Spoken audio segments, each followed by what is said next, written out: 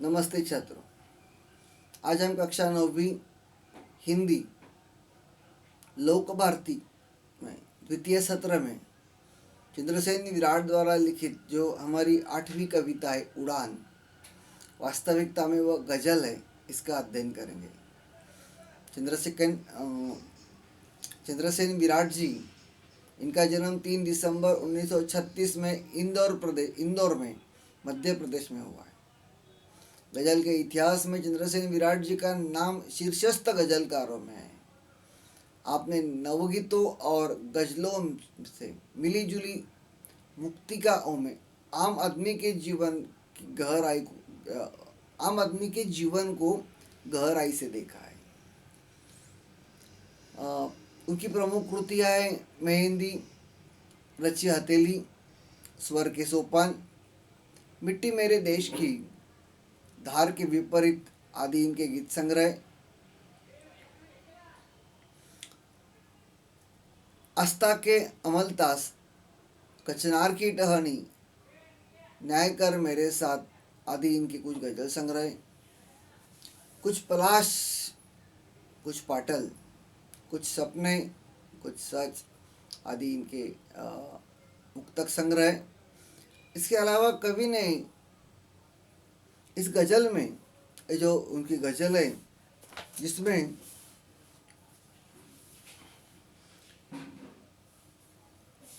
एक ही बहर और वजन के अनुसार लिखे गए शेरों का समूह आपके सामने रखा है। इसके पहले शेर को हम मतला कहते हैं और अंतिम शेर को मक्ता कहते हैं। छात्रों, ये जो कविता है, ये जो गजल है, यह हमारे लिए एक नई दृष्टि देने वाली कविता है। बहुत कुछ नई बातें इस गजल द्वारा हम सीखने वाले हैं। कौन सी बातें इस गजल में हमें मिलती है, तो विराट जी हमें यहाँ पर समझाने का प्रयास कर रहे हैं। कौन सी बात, तो हमारा स्वाभिमान कैसा होना चाहिए, विनम्रता, हौसलों, बुलंदी और दूरदृष्टि जैसे अनेक मानवीय गुणों को कवि ने इस गजल में एक महत्वपूर्ण स्थान दिया है और इन गुणों की महत्ता समझाने का प्रयास किया है। देखो, हमारे इस कविता को हम शुरुआत करते हैं। अंधेरे के इलाके में किरण मांगा नहीं करते, जहाँ हो कंटकों का वन सुमन मांगा नहीं करते। इलाके का मतलब क्षेत्र इस अर्थ में, कंटक यानी कांटे, सुमन यानी फूल। तो कवि यहाँ पर कह रहा है कि हमारा जो जीवन है यह कई सारे संकटों से भरा हुआ है, लेकिन ऐसे सारे संकटों का सामना करते समय भी हमें हमारे स्वाभिमान को भूलना नहीं चाहिए, उसे ठेस पहुंचे ऐसा कुछ करना नहीं चाहिए। कभी यहाँ पर बताना चाहता है, अंधेरे इलाके में किरण मांगा नहीं करते, यानी कि जहाँ पर अंधेरा होता है वहाँ पर किरण होता ही नहीं। किरण यानी सूर्य की प्रकाश होती ही नहीं है, जिस प्रकार नहीं होती है उसी प्रकार जहाँ कंटकों का वन यानी कांटों का वन जहाँ होता है वहाँ सुमन भी नहीं हो सकते। तो कभी यहाँ पर इस उदाहरण द्वारा हमें ये समझाने का प्रयास कर रहे हैं कि जीवन में संकट तो आने ही वाले, उसका हमें ही डट कर सामना करना है, कोई दूसरा तो करेगा नहीं आके हमारे साथ।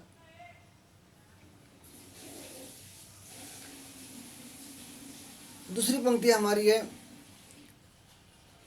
जिसे अधिकार आदर का झुका लेता स्वयं मस्तक। जिसे अधिकार आदर का झुका लेता स्वयं मस्तक, नमन स्वयमेव मिलते हैं, नमन मांगा नहीं करते। आदर यानी सम्मान इस अर्थ में, नमन का मतलब नमस्कार इस अर्थ में है। तो यहाँ पर कभी बताना चाहते हैं कि भाई जो सही मायने में अधिकारी है, अधिकारी का मतलब हम प्रशासकीय सेवा में जिसे अधिकारी कहते हैं उस अर्थ में नहीं। तो कई लोग इतने ज्ञानी होते हैं, विद्वान होते हैं, या फिर अपने बर्ताव से वह एक समाज में अपना एक स्थान प्राप्त कर लेते हैं। आदर्श वर्तन, जैसे कि महात्मा गांधी है, पंडित नेहरू है, सरदार वल्लभ भाई पटेल है, छत्रपति शिवाजी महाराज है। हाँ, जिसे अधिकार आदर का, इनका अधिकार ही आदर का, तो हम उनके सामने अपना मस्तक अपने आप झुका लेते। कहने की जरूरत नहीं पड़ती किसी को कि भाई इनको नमन करो। जिसे अधिकार आदर का, झुका लेता स्वयं मस्तक। नमन स्वयमेव मिलते हैं। स्वयमेव का मतलब अपने आप, जरूरत नहीं किसी से कहने की। नमन मांगा नहीं करते। यहाँ पर मांगने की जरूरत नहीं भाई यहाँ पर झुको और नमस्कार करो।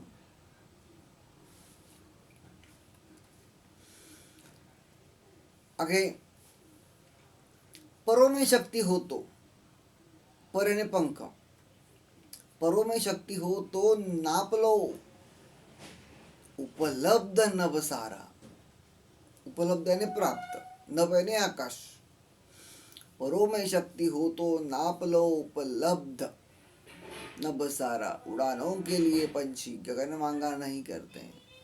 बहुत सीधा सा अर्थ है और कोई कठिन बात नहीं है। यानी कि इतने आसान उदाहरणों द्वारा यहाँ पर विराट जी ने हमें जीवन के एक अनुपम और अलौकिक ऐसे उदाहरण आपके सामने पेश करने का प्रयास किया है। एक जो देखो ना, गरुड़ पंछी होता है, वो कितनी आकाश में ऊंचाई में हमें विहार करता हुआ दिखाई देता है। उसे बताने की जरूरत नहीं होती कि वे आकाश कितना ऊंचा है, कोई आवश्यकता नहीं होती। देखो, परों में शक्ति हो तो नाप लो उपलब्ध नभ सारा।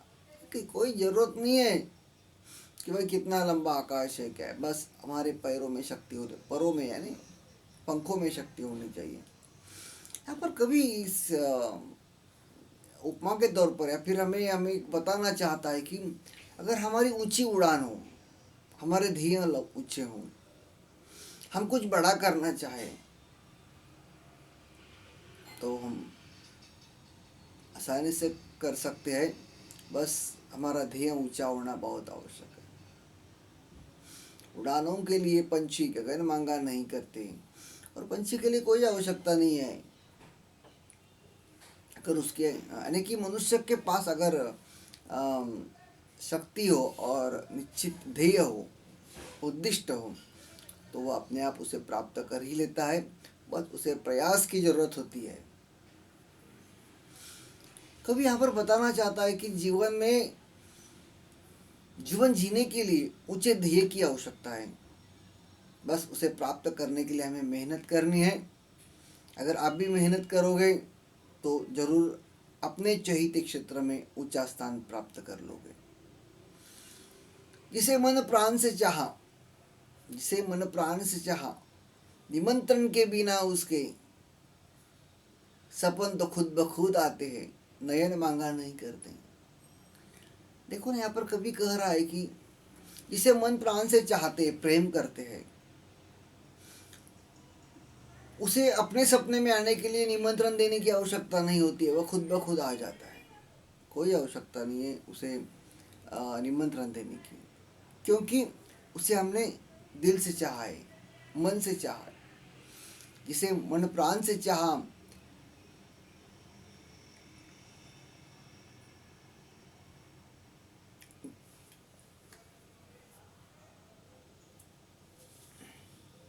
इसे मन प्राण से चाहा, निमंत्रण के बिना उसके सपन तो खुद ब खुद आते हैं, दया मांगा नहीं करते।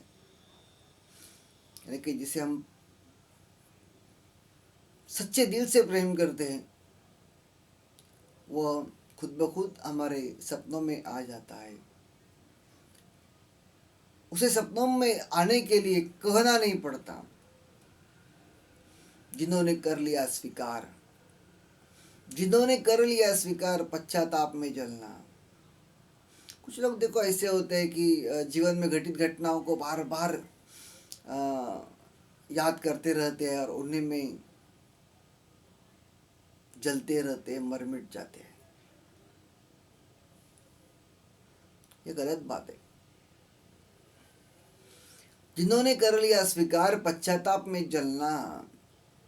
सुलगते, सुलगते यानी कि धीरे धीरे जलना। हाँ? सुलगते आप बाहर से। अगन मांगा नहीं करते, अगन का मतलब अग्नि इस अर्थ में, यानी कि अगर आप अपने ही आप जल रहे हो, पश्चाताप कर रहे हो, मान लो गलती हो जाती है लेकिन उसे भूलकर हमें आगे बढ़ना है, उसे याद करते रहेंगे तो हम कभी आगे नहीं बढ़ पाएंगे, तरक्की नहीं कर पाएंगे। उसी में अगर उस गलती को बार बार याद करते रहेंगे तो वही फंस जाएंगे, कभी आगे नहीं बढ़ पाएंगे और वही हमारा विनाश भी हो जाएगा, वही जल जाएंगे। इसलिए जो गलत हो चुका है उसे भूल जाओ और कुछ आगे अच्छा और नई बात करने के बारे में सोचो। यहाँ पर एक बहुत बड़ी बात कवि आपको समझाना चाहता है। जिसकी ऊंची उड़ान होती है, जिसकी ऊंची उड़ान होती है उसको भारी थकान होती है। बहुत सुंदर बात है। कवि यहाँ पर आपको बताना चाहता है कि हमारा अगर ध्येय ऊंचा है तो हम जल्दी नहीं थकते। हाँ? हमारा ध्येय ऊंचा होना बहुत आवश्यक है, हमारी मंजिल ऊंची होना बहुत आवश्यक है, तभी हम उस मंजिल को प्राप्त करने के लिए प्रयास करेंगे। बोलता कम जो देखता ज्यादा, आंख उसकी जुबान होती है। जो लोग कम बात करते हैं और अपनी आंखों से ज्यादा देखते हैं उनकी आंखें ही जुबान होती है, यानी कि वो कई सारी बातें आंखों से ही कह देते हैं, उनको कहने की आवश्यकता ही नहीं होती। बस हथेली ही हमारी हमको धूप में साइबान होती है। धूप यानी कि जिसे हम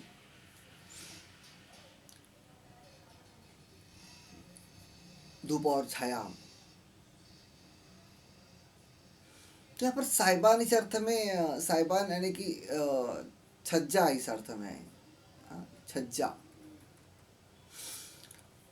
बस हथेली ही हमारी हमको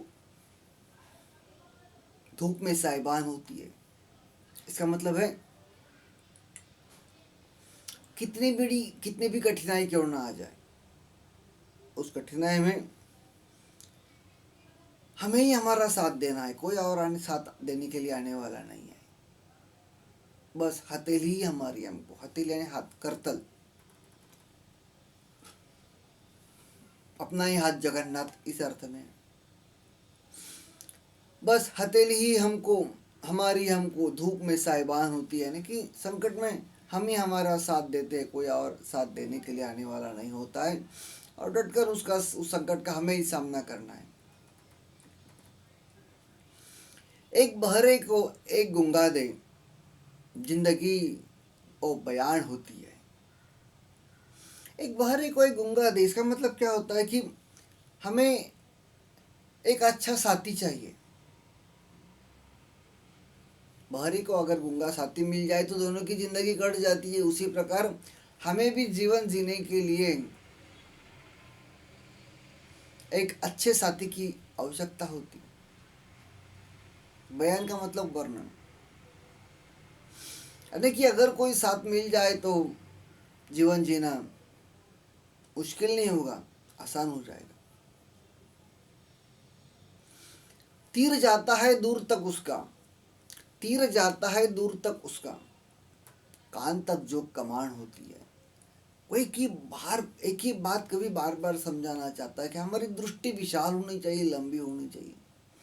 जिसकी दृष्टि विशाल होती है वही वहीं तक पहुंच सकता है। उसी प्रकार धनुष्यबाण में जो तीर चलाने वाला होता है उसे अपना तीर चलाने के लिए अपने उस जो कमान होती है वो अपने कानों तक खींचनी होती है, तभी वो तीर लंबा जा सकता है। कहने का तात्पर्य है कि हमारी दृष्टि लंबी होनी चाहिए, विशाल होनी चाहिए, तभी हम वहाँ तक पहुँच सकते हैं, यानी कि तभी हमारा बाण, हमारा तीर उतने दूर जा सकता है। खुशबू देती है एक शायर की, खुशबू देती है एक शायर की जिंदगी धूपदान होती है। एक शायर जिस प्रकार अपने गीतों द्वारा लोगों को आनंद देता है, खुशबू देता है, किस प्रकार, तो जिस प्रकार धूपदान, धूपदान यानी सुगंधित द्रव जहाँ जिसमें जलाया जाता है और सारा माहौल प्रफुल्लित हो जाता है, उसी प्रकार एक शायर की शायरी से भी माहौल बिल्कुल प्रसन्न, आनंदमय और उत्साहित हो जाता है। इस कविता को जब हम देखते हैं, समझते हैं और उसे पढ़ने का प्रयास करते हैं तो कई सारे सवाल हमारे दिमाग में आ जाते हैं। कुछ सवाल मैंने यहाँ पर आपके लिए तैयार किए हैं। उन सवालों के जवाब भी हम यहीं पर देख लेंगे। जैसे कि कांटों के वन हो तो हम किसे मांगा नहीं करते, तो इसका उत्तर है सुमन। अंधेरे इलाके हो तो हम किसे मांगा नहीं करते, किरण। पंखों में शक्ति हो तो किसे मांगा नहीं करते, गगन को। पश्चाताप में जल हो तो किसे मांगा नहीं करते, अगन को। उसके बाद इंसान को क्या नहीं मांगना चाहिए, तो ऊपर की जो चार ही बातें वह नहीं मांगनी चाहिए। चारों बातें जैसे कि सूर्य की किरण, नमन, गगन, सुमन, नहीं मांगना चाहिए। उसके बाद अंधेरे इलाके से कवि का क्या तात्पर्य है, जैसे कि पहले हमारी पंक्ति, अंधेरे इलाके में किरण मांगा नहीं करते, अंधेरे इलाके से क्या तात्पर्य है। तो अंधेरे इलाके से तात्पर्य कि जीवन में आने वाले संकट या फिर कठिन परिस्थिति, इस अर्थ में यहाँ पर अंधेरे इलाके शब्द का अर्थ है। नमन किसे मिलता है, नमन किसे मिलता है, नमन ने नमस्कार, जो सचमुच उसका अधिकारी है, जैसे कि मैंने आपको बताया महात्मा गांधी। ऐसे कई सारे उदाहरण हम सवाल जवाब ले सकते हैं। किसे भारी थकान होती है, तो कौन थकता है, जिसकी ऊंची उड़ान होती है, यानी कि जिसकी ऊंची लंबा ऐसा ध्येय होता है, ऊंची उड़ान होती है।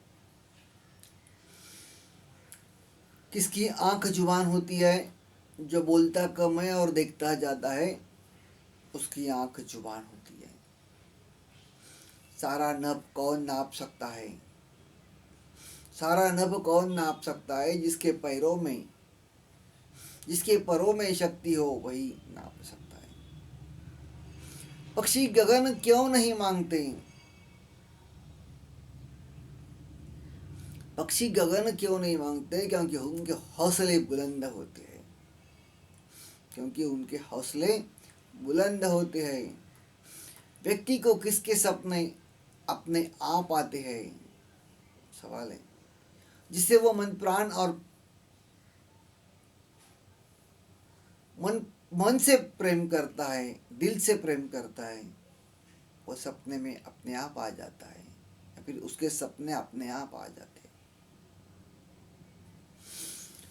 अग्नि की मांग कौन नहीं करता, किसे अग्नि की जरूरत नहीं है, जिन्होंने पश्चाताप की अग्नि में जलना स्वीकार कर लिया है, कि जिन्होंने पश्चाताप में ही जलना स्वीकार कर लिया है, उनको जलाने के लिए अग्नि की कतई आवश्यकता नहीं है, वह उसी में जलकर राख हो जाएंगे।